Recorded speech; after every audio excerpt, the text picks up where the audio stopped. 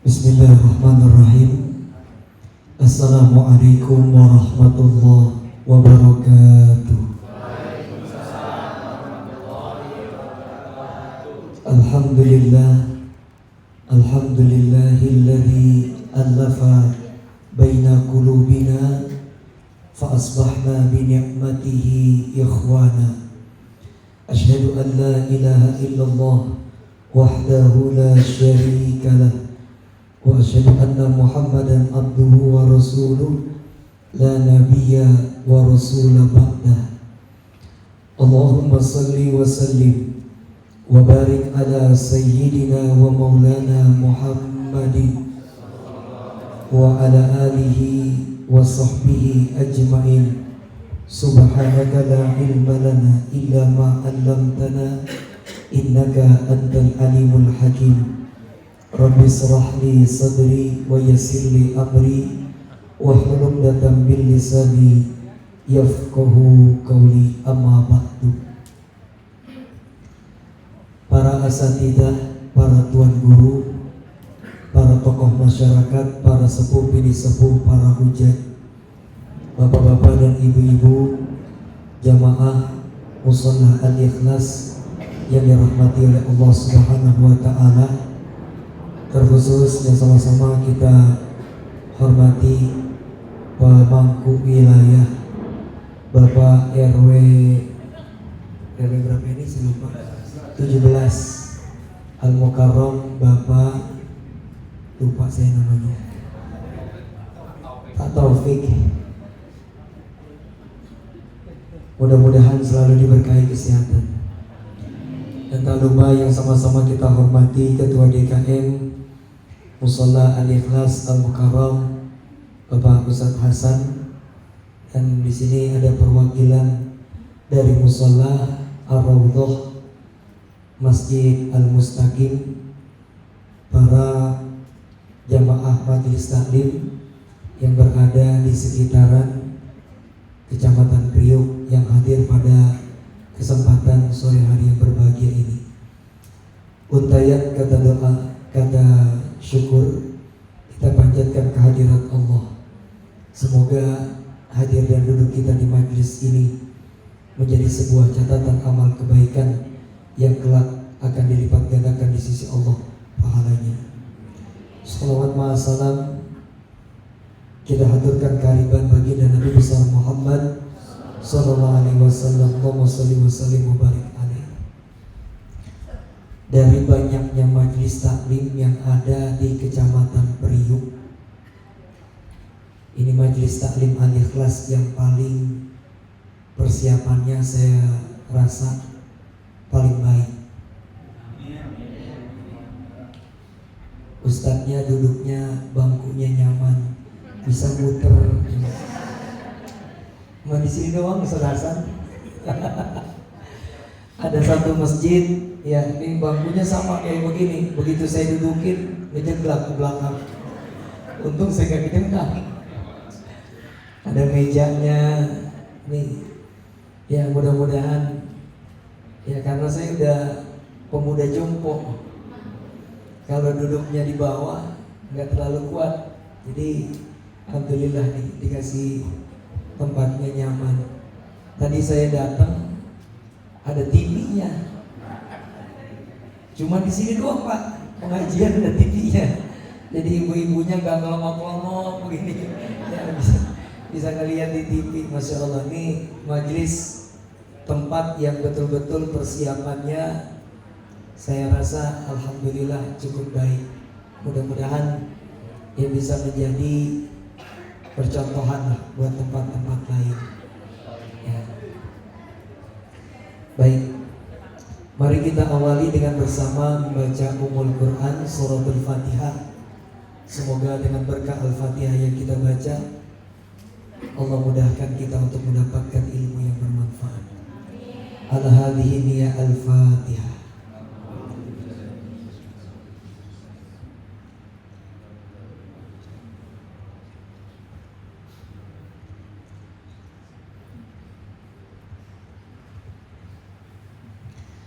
Amin ya rabbal alamin.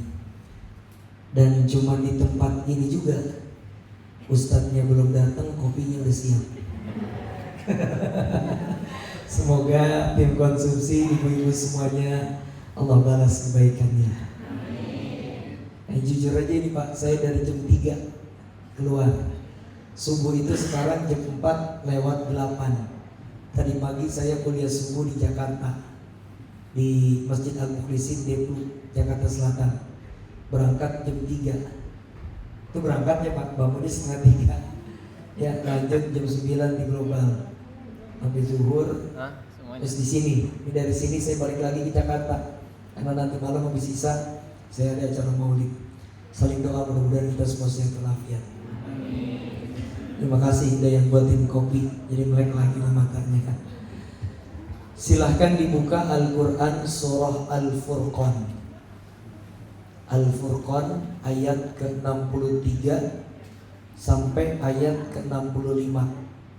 Kajian kita tematik Al-Quran, maka kita bahas surah Al-Furqan. Yang bawa HP diketik aja di Google Al-Furqan ayat 63 sampai 65. Ya Allah, mudah-mudahan repotnya Bapak Ibu ya mencari ayat yang kami sebutkan ditambah pahalanya.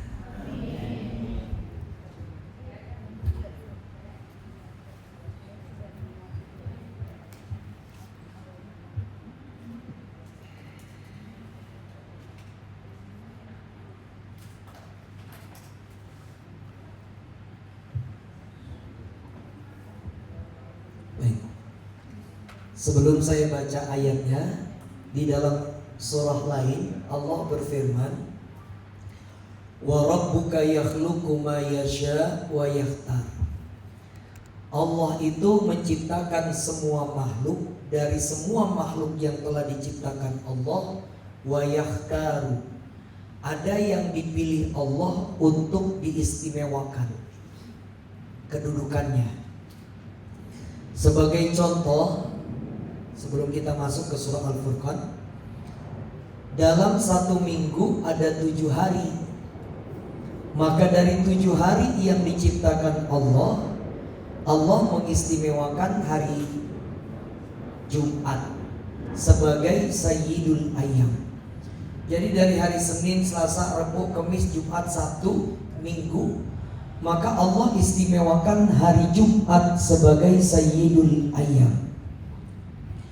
Setelah Allah pilih hari Jumat untuk diistimewakan, maka Allah memberikan kemuliaan di hari itu. Apa kemuliaannya? Salah satunya, pada hari Jumat itu ada sa'atul ijabah, waktu mustajab buat berdoa. Ada beberapa ulama berbeda pendapat. Pendapat yang pertama mengatakan waktu mustajab di hari Jumat itu mabaina khutbatain, antara 2 khutbah. Pendapat yang kedua mengatakan waktu mustajab buat berdoa. Ini kalau yang punya hajat, kuatkan doa di waktu mustajab ini. Bukannya di antara 2 khutbah, kata pendapat yang kedua, tapi setelah sholat Jumat. Sebagaimana Rasulullah bersabda di dalam hadis, fil jum'ati sa'atun la yuwafiquha 'abdul muslim qa'imun yusalli fasa'alallahu bihi khairan illa atahu iyahu. Ketika seorang muslim selesai mengerjakan sholat Jumat, lalu setelahnya dia nggak bergegas pergi, dia zikir dulu sebentar, baca subhanallah, alhamdulillah, Allahu akbar. Setelah itu dia tengadahkan kedua tangannya, memohon kebaikan dunia dan akhirat, hajat-hajatnya, illa atahu iyahu, Allah ijabah doanya.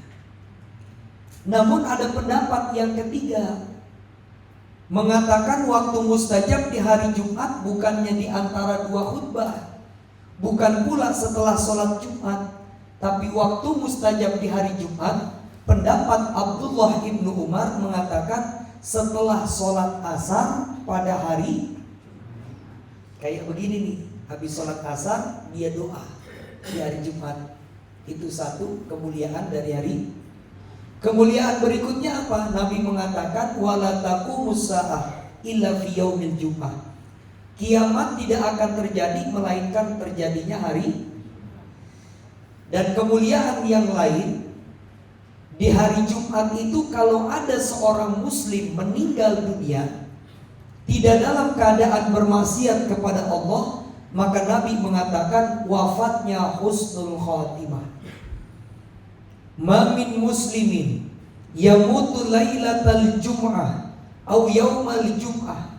Seorang muslim yang wafat meninggal dunia di malam atau hari Jumat, dia wafat tidak dalam keadaan bermaksiat kepada Allah, maka Nabi mengatakan Allah tutup usianya dalam keadaan husnul khatimah dan dijauhkan dari azab kubur. Itu salah satu kemuliaan meninggal hari Jumat, Sayyidul Ayyam. Semoga ya Allah kita wafat dalam keadaan husnul khatimah. Ya Allah wafatkan kami pada hari Jumat. Mau gak meninggal hari Jumat? Ini hari apa sekarang? Minggu, Senin, Selasa, Rabu, Kamis. 4 hari lagi.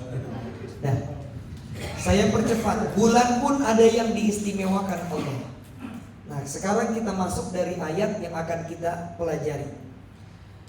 Dari banyaknya manusia, sejak zaman Nabi Adam sampai nanti kiamat, ada yang dipilih Allah. Siapa? Baginda Nabi besar Muhammad sebagai Sayyidul Khalqi, manusia terbaik. Itu secara umum. Rasulullah adalah manusia pilihan Allah yang diberikan keistimewaan. Nah, namun di antara kita umatnya nih, di antara umatnya ada manusia pilihan yang diistimewakan Allah. Saya ulangi. Kalau di antara manusia secara keseluruhan dari zaman Nabi Adam sampai kiamat, Rasulullah adalah manusia terbaik. Tapi kalau di antara umatnya, ya, maka ada manusia pilihan Allah, manusia yang istimewa, yang bergelar Ibadur Rahman. Nah, kita masuk ke dalam ayatnya. Surah Al-Furqan ayat 63. Yuk, sama-sama kita baca ayat 63. Semoga ya Allah pertemuan kita tambah berkah. Kita baca bareng-bareng ya. 1, 2, 3. A'udzu billahi minasy syaithanir rajim. Bismillahirrahmanirrahim. Wa ibadur rahmanil ladzina yamshuna 'alal ardi hauna wa idza khatabahumul jahiluna qalu salama walladzina yabituna lirabbihim sujjadan wa qiyama. Dah, sampai di situ dulu. 2 ayat kita pelajari pada pertemuan ini. Ibadur Rahman. Coba konsentrasi ke saya. Ibadur Rahman ini dari umatnya Rasulullah. Ada orang-orang yang diistimewakan sama Allah, yang bergelar Ibadur. Jadi gelar keistimewaannya apa nih? Ibadur Rahman. Kalau barangkali di Solo, di Jogja itu ada keturunan keraton, gelarnya itu apa? Raden, gitu ya kurang lebih. Kalau di Banten Tubagus mungkin, kira-kira ya, yang darahnya biru. Nah, Ibadur Rahman ini manusia pilihan Allah. Coba konsentrasi dulu. Ada 2 kata, Ibadun Rahman. Ibad itu bentuk jamak, bentuk banyak. Ini minuman, satu botol. Tapi kalau banyak, berbotol-botol. Nah, Ibadun itu bentuk jamak, bentuk banyak. Kalau bentuk mufradnya, singlenya adalah abdun. Apa? Abdun.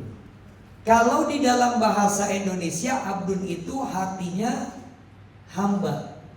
Coba sekarang saya tanya, hamba itu derajatnya tinggi apa rendah? Rendah. Nah, kalau dalam surah Al-Furqan, Allahumma shalli ala sayyidina Muhammad.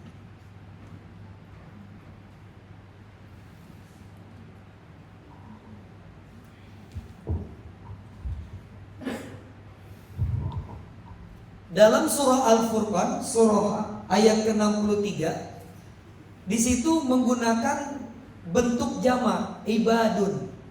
Nah Ustadz, kalau yang dalam bentuk mufrad, abdun, ada nggak dalam Al-Quran? Ada.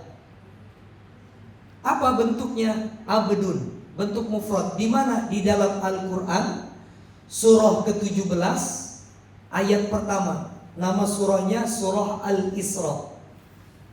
Bismillahirrahmanirrahim. Subhanalladzi asra bi'abdihi lailan. Ada nggak kata abdun?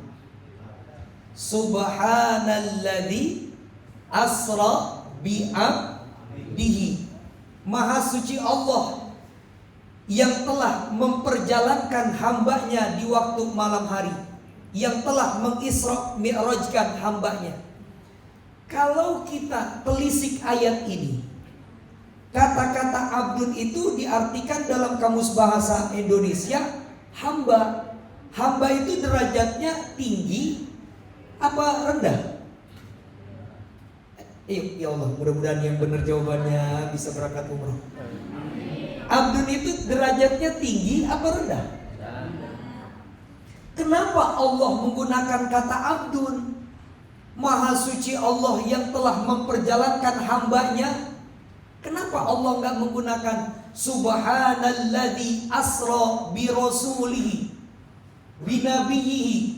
Maha suci Allah yang telah memperjalankan nabinya, rasulnya. Kan lebih mulia, derajatnya lebih tinggi kalau pakai kata rasul. Ternyata dalam tafsir kata abdun itu justru sebaliknya. Kata abdun itu adalah kata yang memiliki kedekatan antara makhluk dengan khalik. Maka saya kalau gini, kalau saya cuman kenal dekat, sekedar kenal, saya panggil orang itu dengan nama panjangnya. Tapi kalau udah bestie, udah teman dekat, kita panggil itu dengan nama. Waalaikumsalam. Nah, nama panggilan, gelar panggilan, kedekatan antara Allah sebagai Tuhan dengan seorang makhluk hambanya itu bergelar abdun. Jadi abdun sendiri kalau dalam tafsir justru memiliki makna yang mulia, yang tinggi. Ada kedekatan antara hamba dengan khalik.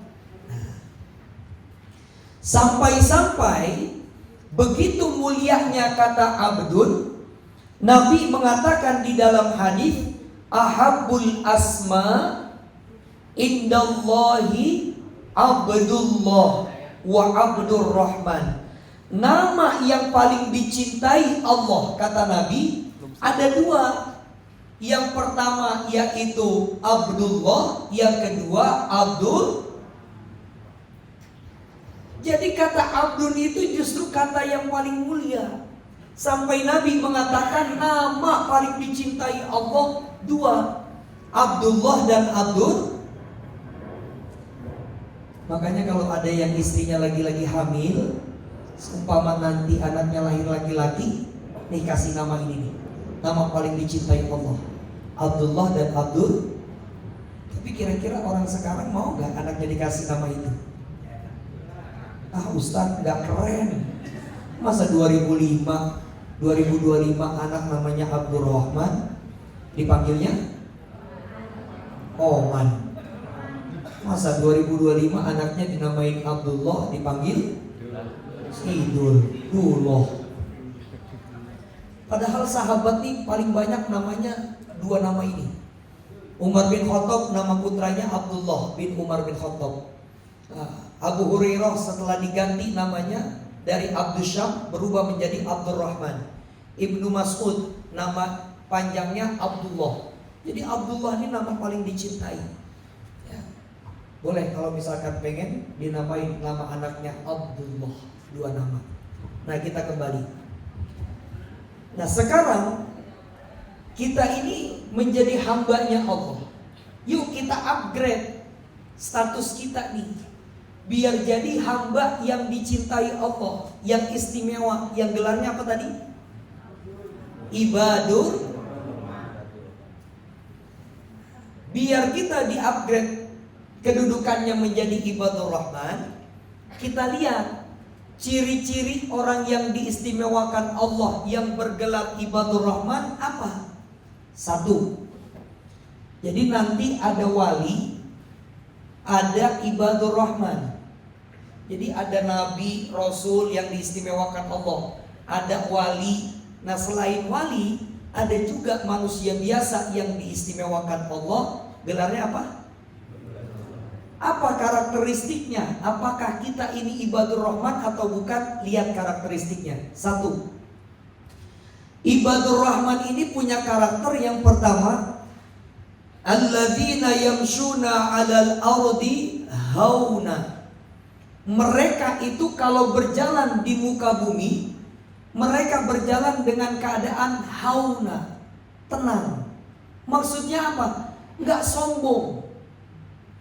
Jadi Ibadur Rahman karakteristiknya yang pertama, orangnya low profile. Sebetulnya apa sih yang mau kita sombongin? Ini semuanya titipan. Jabatan paling lama 2 periode. Kalaupun bukan di pemerintahan, ada masanya Pak. Kalau udah pensiun usia 65 tahun berhenti Pak. Apalagi yang mau kita sombongkan? Ini kadang baru punya jabatan tingkatan RT doang, jalannya udah gak napak tanah.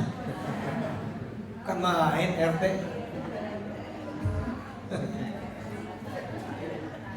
Ya Allah, apa yang mau dia sombongin Pak? Harta, demi Allah, ini dari ujung pala sampai ujung kaki. Allahumma sholli ala Muhammad. Wafat kita hari ini dari ujung pala sampai kaki lepas semua Pak. Cuman 2 apa? Kain kafan tuh yang putih. Ini kadang baru punya harta dititipin Allah sedikit aja, sombongnya bukan main. Jarinya cuman 5, pakai cincinnya 7. Itu jalan begini. Mau kemana? La ilaha illallah. Apa yang mau kita sombongin Pak? Baru tiba pakai motor baru, ya, naik motor sampai tegak. Robi, ya Allah, ya Rabbuna ya Karim. Apa yang mau kita sombongin? Ilmu di atas orang yang berilmu, ada lagi yang lebih alim. Ya, semua ini titipan. Paras yang kita miliki, kecantikan, ketampanan, berapa lama sih itu bertahan? Paras yang kita miliki. Lewat usia 50 udah pada kendor tuh. Apalagi masuk 60. Boncengan suami istri, ketiup angin, kelopok. Itu kulit udah kayak kerupuk kulit Pak, ya Allah. Apa yang mau disombongin? Ya, sudah, ini semua titipan Allah. Maka orang itu kalau dia mau menaikkan derajatnya jadi Ibadur Rahman, hamba yang istimewa, 1, low profile. Jangan pernah sombong. Hapus semua tuh kesombongan. Nah, masalahnya penyakit itu ada 2. Ada penyakit zohir, ada penyakit batin. Penyakit zohir itu menimpanya tubuh kita. Kita yang sakit tahu, orang lain nggak tahu. Ini badan lagi meriang, kalau nelen makanan sakit. Datang saya ke dokter. Apa yang dirasa Pak Ustadz? Dokter nggak tahu, yang tahu saya. Badan saya ngilu nih, kalau nelen sakit. Coba dibuka mulutnya Pak Ustadz. Oh radang Pak Ustadz. Saya tanya, Kita dikasih tahu penyakit kita radang, marah nggak? Bapak berobat nih, dikasih tahu, oh bapak asam urat nih, marah nggak? Beda dengan penyakit batin. Ini penyakit batin, Pak. Yang terkena nggak merasa, yang tahu orang lain. Itu bedanya. Contoh penyakit batin apa? Penyakit-penyakit yang menghinggap di hati. Ria, sombong, iri, dengki, hasad. Hasad tuh iri dengki, Pak. Ya Allah, demi Allah gak bakalan bahagia. Orang kalau udah punya sifat iri dengki, hasad, hidupnya gak bakalan bahagia. Rumusnya SMS. Susah melihat orang lain senang, senang kalau melihat orang lain. Tuh, nih orang yang punya penyakit SMS, demi Allah kagak bakalan bahagia. Ada RT baru dipilih. Ini RT-nya baru nih, ya. Karena dia kalah, dengki, iri, hasad.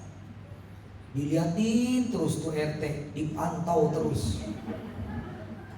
RT beli kipas angin, dia yang gerah. RT beli AC, dia yang kepanasan. Tuh RT beli motor baru, duit dari mana nih RT? Jangan-jangan kas RT dipakai. Oh Pak, nggak bahagia orang kalau punya penyakit hasad dengki. Ya, dia pikirin terus tuh orang yang dia benci, yang dia dengki, malah hidupnya bahagia. Kenapa? Nggak mikirin. Jam 10 tuh RT udah tidur, ngorok.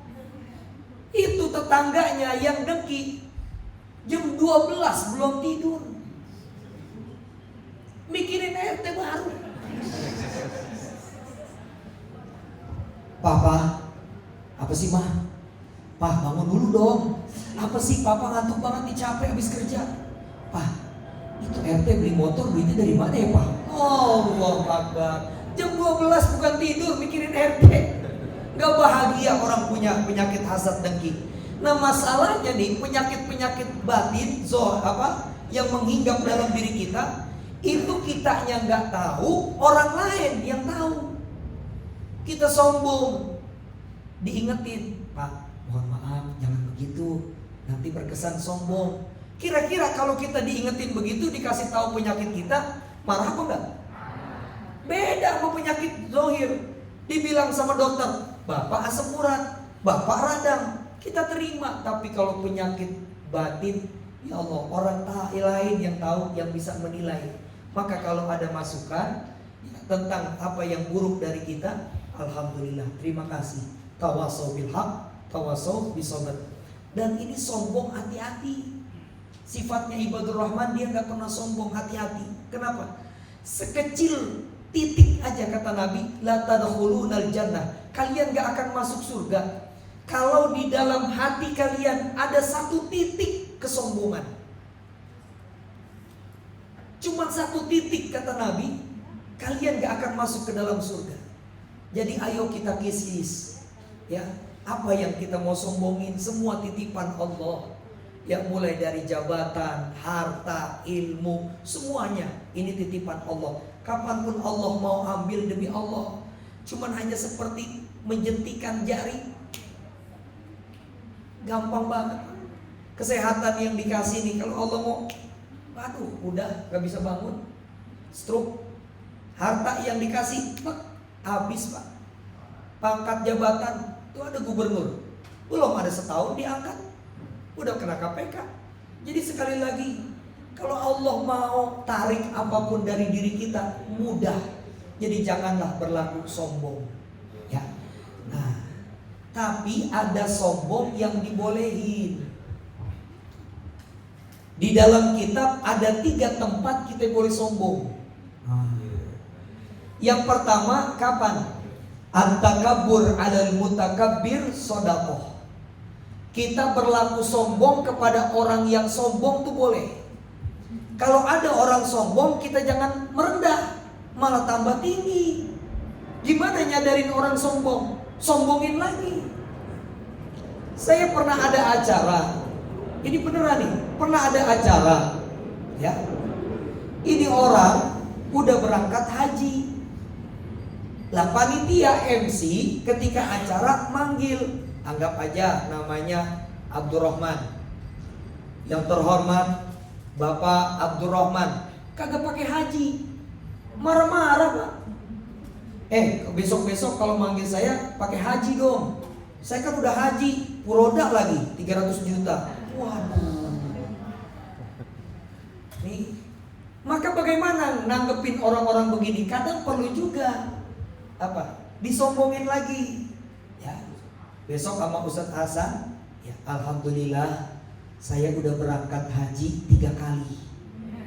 Tapi nggak perlu saya dipanggil haji 3 kali. Cukup panggil nama saja. Ya. Karena Abu Bakar juga nggak ada gelar hajinya, Umar bin Khattab juga nggak ada gelar. Ini kadang yang seperti ini Pak, orang sombong, kalau udah kelewat sombong, kadang perlu disombongin lagi. Biar apa? Menyadarkan di atas langit masih ada. Yang kedua, kapan kita berlaku sombong? Ya. Allah mencintai orang berbuat sombong, tapi bukan untuk membanggakan dirinya. Yang kedua di mana? Fil qital, ketika terjadi peperangan. Satu ketika ada sahabat jalannya petang-tang petenteng. Kata Nabi, nih orang, nih jalannya sombong. Tapi sombongnya dia saat ini dicintai Allah. Kenapa? Karena dia berjalan petang-tang petenteng, bawa senjata di depan musuh. Buat menggetarkan hati. Oh ya, bawa golok. Sini mau. Begitu dulu Pak. Padahal begitu diparanin, ya lari. Kan begitu. Terus jalan sini wah. Itu boleh. Sombong yang kedua dalam perperangan. Yang ketiga, maaf. Ini tapi jangan sampai disalahartikan. Yang ketiga, sombong fis shadaqah. Ketika kita memberi sedekah. Ya. Jadi ketika kita memberi sedekah, jangan kita merendahkan diri. Alhamdulillah saya meskipun gak punya nih masih bisa berbagi. Jangan begitu. Nanti orang yang nerima malah gak tega. Udah buat bapaknya dah. Nah bapak kagak punya. Jangan. Tapi katakan alhamdulillah, ya Allah berikan kami rizki, ya saat ini kami bisa berbagi. Mudah-mudahan menjadi keberkahan buat kami. Jadi seakan-akan sombongnya itu seakan-akan gak butuh. Nah, tapi sekali lagi bukan untuk meninggikan dirinya, tapi agar penerima sedekahnya itu tidak tidak punya perasaan di dalam hatinya kecil hati. Jadi sekali lagi itu dibolehkan. Ayo silakan, ayo makan. Nah, bukan berarti ustadznya kagak mau. Ustadz juga pengen. Tapi apa? Enggak, jadi kadang kayak begitu Pak. Kita bukannya nggak mau tadi, ayo silakan. Kita memberikan supaya apa? Mereka tuh ngambilnya enak, makannya seperti itu. Jadi sekali lagi itu diperbolehkan seperti itu. Ini satu. Jadi kalau pengen upgrade kedudukan kita di sisi Allah, menjadi hamba yang istimewa, yang bergelar dalam tanda kutip ibadur rahman, caranya pertama, singkirkan di dalam diri kita ini penyakit hati yang bernama sombong. Hilangin tuh. Dah gak usah meninggikan diri kita. Ya. Langit gak perlu mengatakan dirinya tinggi, tapi orang sudah mengakui dirinya tinggi. Jadi gak perlu kita ini menunjukkan diri kita, ya, untuk meninggikan derajat kita. Kalau orang yang sudah tinggi tidak perlu meninggikan derajatnya. Begitu. Yang kedua, ibadur rahman ini punya sifat karakter apa? Wa idza khatabahumul jahiluna qalu salama. Apabila orang-orang di sini al-jahilun, orang-orang bodoh. Maksudnya apa? Ketika ada orang-orang mengganggu mereka, ibadur rahman, dengan kata-kata apa? Dengan dalam bentuk penghinaan, berbentuk verbal, ucapan. Idza khatabahumul jahilun. Apabila ada orang-orang menghina, mencaci maki mereka, ini ibadur rahman menjawabnya dengan apa? Qalu salama. Mereka mengucapkan, membalas dengan kata-kata yang baik. Jadi ibadur rahman itu satu, orangnya low profile, gak sombong. Kedua, tutur bahasa katanya itu apa? Gak pernah menyakiti orang. Kadang ada orang ngomongannya gak banyak, dikit, tapi nyelekit. Ngomongnya mah gak banyak ngomong orangnya, ngomongnya dikit. Cuman kalau sekali ngomong, nyelekit, nyakitin. Bego lu, gitu Pak. Nah sekarang di sini dikatakan apa? Kalau ada orang-orang bodoh, orang-orang yang menghina dan mencaci mereka ibadur rahman, mereka itu responnya bukannya menimpali, tapi apa? Membalas dengan kebaikan. Ini tingkatan ibadur rahman. Kalau ada orang baik, saya balas kebaikan orang itu dengan kebaikan, itu biasa. Tapi kalau ada orang berbuat buruk, kita balas dengan kebaikan, itu luar biasa. Dan itulah sifatnya karakter orang-orang ibadur rahman. Tapi gak mudah. Coba dah, bawa kendaraan, terus di jalanan keserempet, kita turun, dia turun. Ngomong nih, tuh orang yang nyerempet mobil kita, kendaraan kita, ngomong apa? Bahasa-bahasa kebun binatang. Dasar lu BABI. Kira-kira saya tanya, kita jawabnya terima kasih ya Pak, orang baik. Atau apa kebalikannya? Lu yang kayak nyemot begitu Pak. Bener gak? Ini responnya kan begitu, negatif ketemunya. Tapi orang-orang ibadur rahman tuh enggak. Negatif direspon dengan positif. Orang boleh jahat ke saya, tapi saya nggak akan berbuat yang sama. Kalau saya berbuat sama, apa bedanya saya dengan Anda? Sekarang mah iya aja Pak. Bener gak? Iya, kalau sekarang mah cocok. Iya. Tapi ntar di jalanan nggak begitu. Nggak usah sama orang lain dah, sama pasangan aja. Ketika pasangan ngomong, kata suaminya, kamu nih gimana sih? Apa kata istrinya? Nggak apa-apa. Nah bener gak? Coba kalau mau berbicara, ya berselisih dengan pasangan, nih saya kasih tahu rumusnya biar gak berantem. Bahkan naudzubillah sampai terjadi perselisihan yang menyebabkan perceraian. Kenapa? Karena ngomongnya lagi berdiri. Kalau misalkan nggak ada rumah tangga yang nggak berselisih, ya, Ustadz gimana? Saya alhamdulillah, saya dari 2013 menikah sampai hari ini, alhamdulillah istri saya nggak pernah ngomel Pak. Kalau lagi tidur, kalau lagi bangun ya sama aja. Cuman ada triknya biar kita nih berselisih nggak menimbulkan apa? Ruang yang lebih besar. Caranya bagaimana? Caranya begini. Kalau lagi ada sesuatu yang gak pas dengan pasangan, jangan face to face. Begini. Oh, bisa main tunjuk-tunjukkan, bisa KDRT, bisa kata-katanya meluap semua. Ada namanya apa? Ada namanya talking pillow. Bantal berbicara. Balik gak?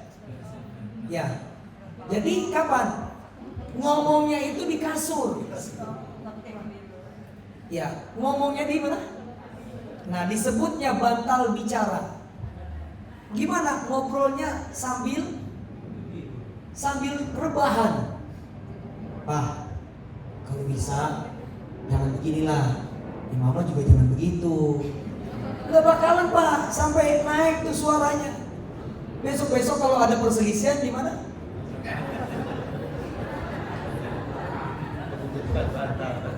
Bukan bantah. Maka sekali lagi yuk ya Allah. Maka coba lihat dah. Kalau ada orang siapapun, dia tutur katanya, lisannya masih menyakiti orang, jauh dari kata bergelar ibadur rahman. Ibadur rahman dia itu apa? fakir qabla an taqula. Sebelum dia berkata, dia apa? Dia pikir dulu kata saya ini menyakitkan atau enggak. Karena maaf, saya ini orang Betawi. Orang Betawi itu punya rumus apa? Ongol-ongol warnanya merah. Kalau Betawi lagi pada ngebanyol, jangan pada marah. Orang Betawi itu nyablak aja, Pak. Mari lu sini. Begitu, Pak. Tapi belum tentu itu bisa diterima kalau lawan bicara saya orang Solo, orang Jawa Barat. Belum tentu, Pak. Makanya bagaimana? Kita menyesuaikan nih di perumahan.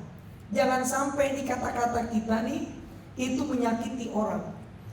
Karena apa? Al-kalamu tanfudhu ma la yanfudhul ibaru. Ucapan ini bisa menembus hati. Maaf, dulu waktu kita kecil sekolah, ya, ada buat kesalahan, dijewer, dicubit, ditempeleng sama guru. Sekarang saya tanya, itu tubuh kita disakitin, hari ini masih marah nggak? Lupa udah kita. Tapi kalau kata-kata yang menyakiti, demi Allah sampai kiamat kurang sehari masih ingat kita, Pak.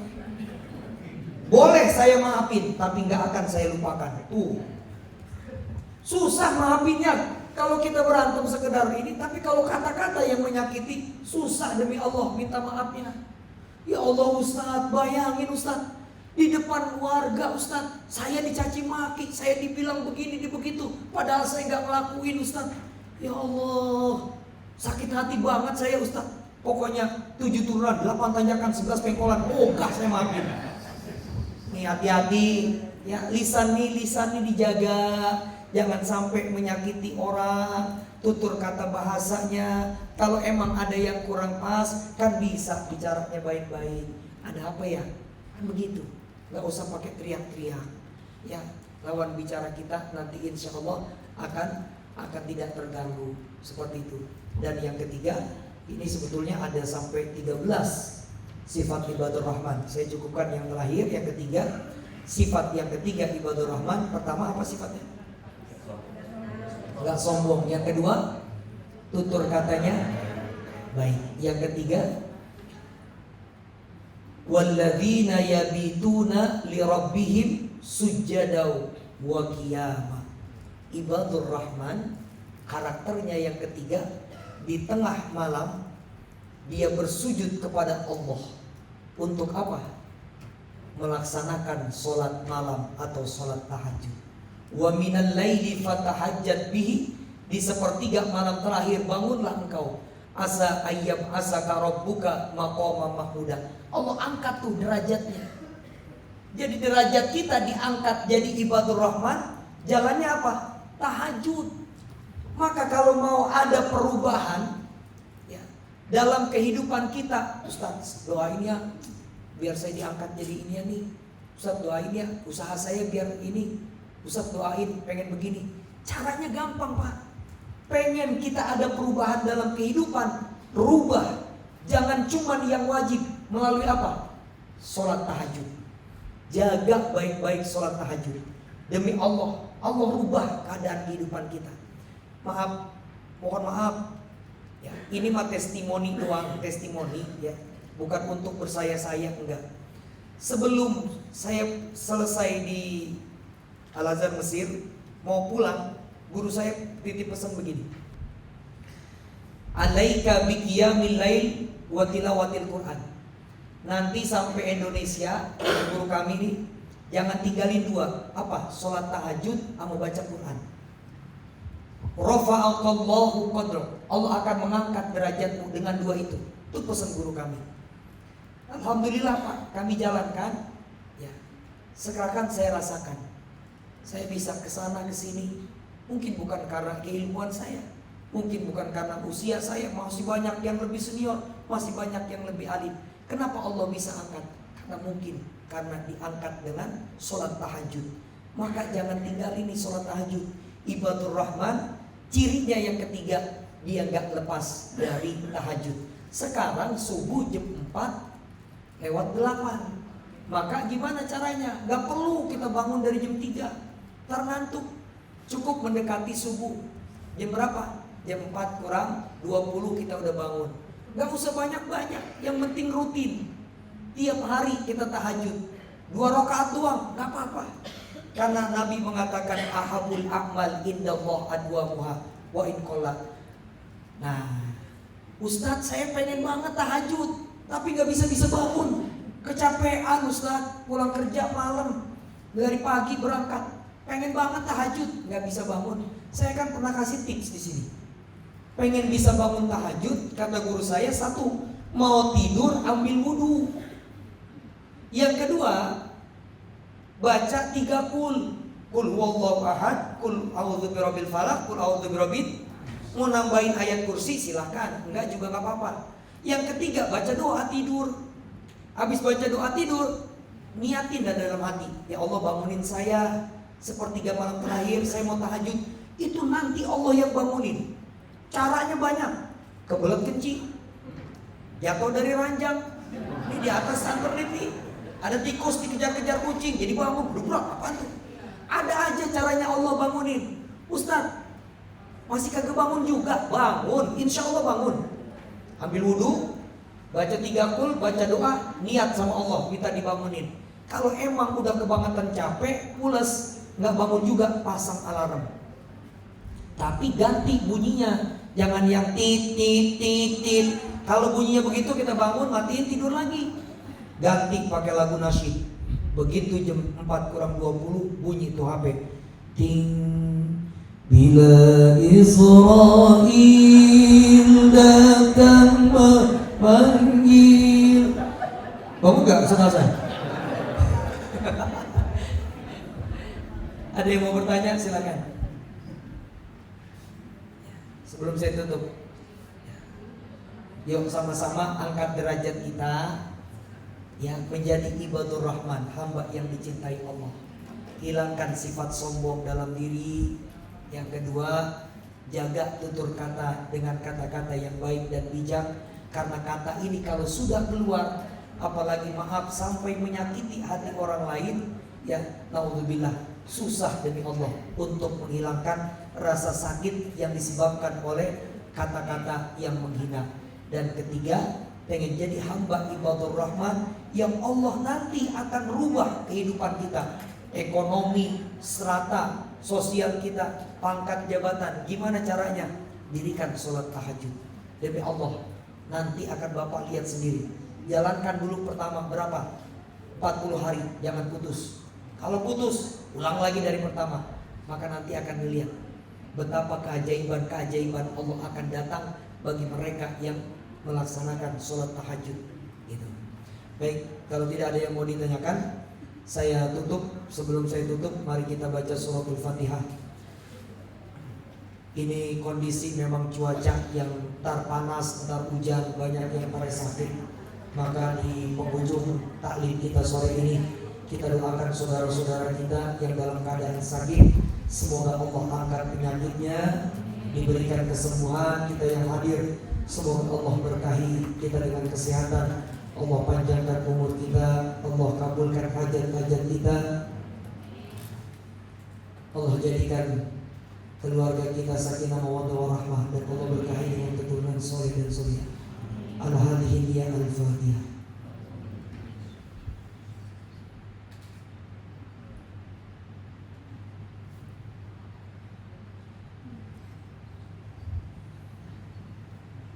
Astaghfirullahaladzim, astaghfirullahaladzim, astaghfirullahaladzim.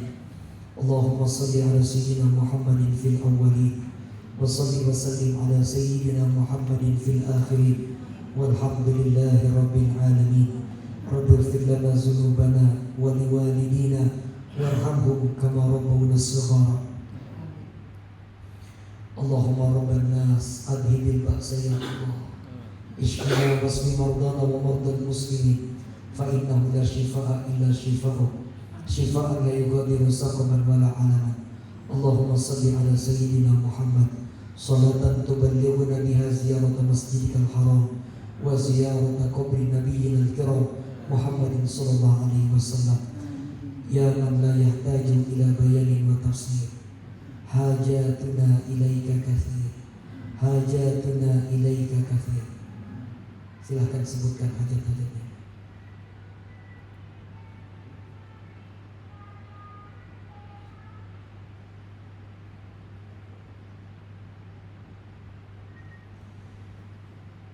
hasil lana maqasidana wa yassir lana umurana.